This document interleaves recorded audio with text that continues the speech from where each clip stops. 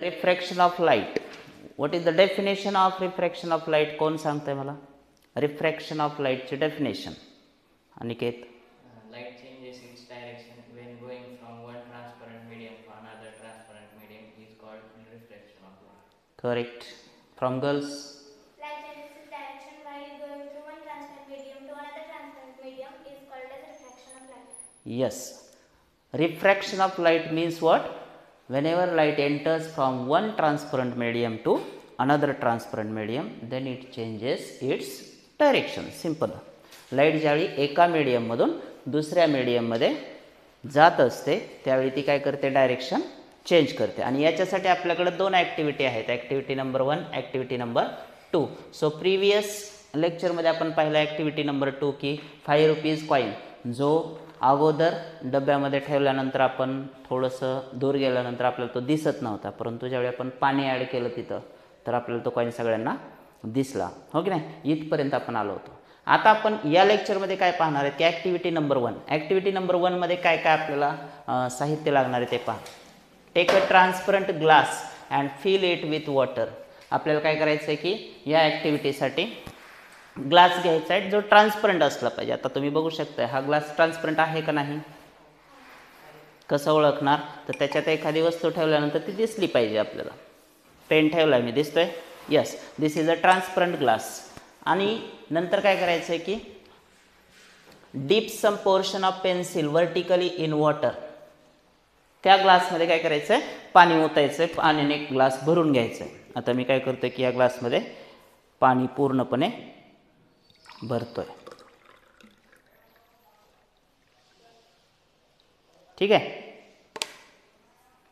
आता हा ग्लास पूर्ण काय आहे? पाण्याने भरलेला आहे. The next one is, what is our next activity? Next step is dip some portion of the pencil vertically in water and observe the thickness of the portion of the pencil in water. तुम्हाला काय observe करायचं आहे? निरीक्षण करायचं आहे. कशाचं निरीक्षण करायचं आहे? तर ही जी पेन्सिल मी वर्टिकली पाण्यामध्ये बुडवणार आहे त्या पेन्सिलचं ऑब्झर्वेशन करायचं आणि त्यासाठी तुम्हाला जवळ येऊन पाहावं लागेल. तुमच्या जागेवरून उठून इथे येऊन पाहावं लागेल. तुम्ही इंडिव्हिज्युअली येऊ शकता. मी नाव घेतो, तुम्ही या पुढं आणि तुम्हाला काय बदल दिसतो ते सांगायचं तुम्ही. ठीक आहे.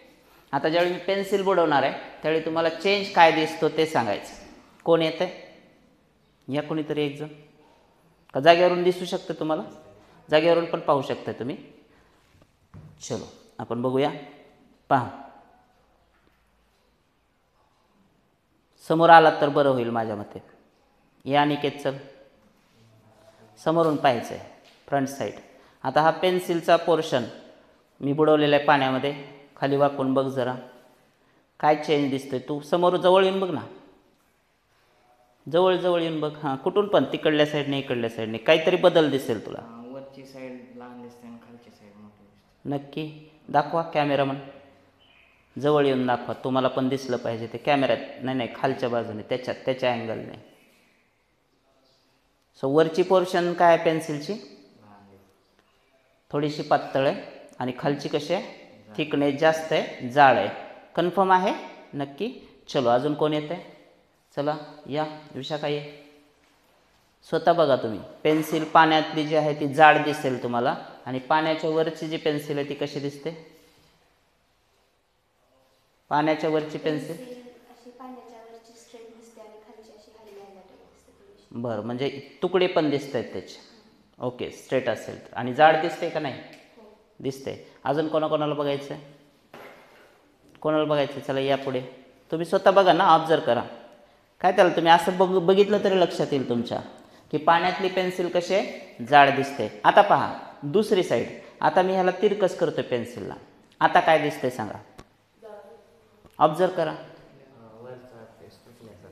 यस, तुम्ही बघू शकता आता वरचा फेस आणि पाण्यातला फेस ब्रेक झाल्यासारखा दिसेल. हां, स्वतः तुम्ही बघू शकता सगळेजण. ठीक आहे. स्वतः ज्यावेळी मी पेन्सिल व्हर्टिकल होती त्यावेळी ती जाड दिसत होती आणि ज्यावेळी मी इन्क्लाइन करतोय, तिरकस करतोय, तर त्याचे दोन तुकडे झाल्यासारखे दिसतात. दिसत आहेत का प्रत्येकाला? उगी हो म्हणू नका. कन्फर्म आहे ना? वरचा पोर्शन एका साईडने आणि दुसरा खालचा पोर्शन पाण्यातला वेगळ्या ह्याच्यात आहे, म्हणजे ब्रेक झाल्यासारखी दिसते, पेन्सिल तुटल्यासारखी दिसते. का बरं हे होत असेल? यस, ज्यावेळी वॉटरमधून लाईट एअरमध्ये एंटर करते. आता तुमच्या डोळ्यापर्यंत सगळं एअरचं मीडियम आहे आणि इथं वॉटर आहे. सो लाईट वॉटरमधून ज्यावेळी एअरमध्ये एंटर करते त्यावेळी ती डायरेक्शन चेंज करते.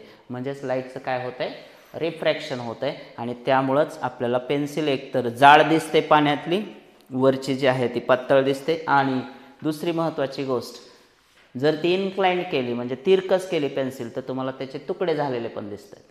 Okay, so this is the simple activity which proves that there is a refraction of light whenever light transfers from one medium to another medium. Okay.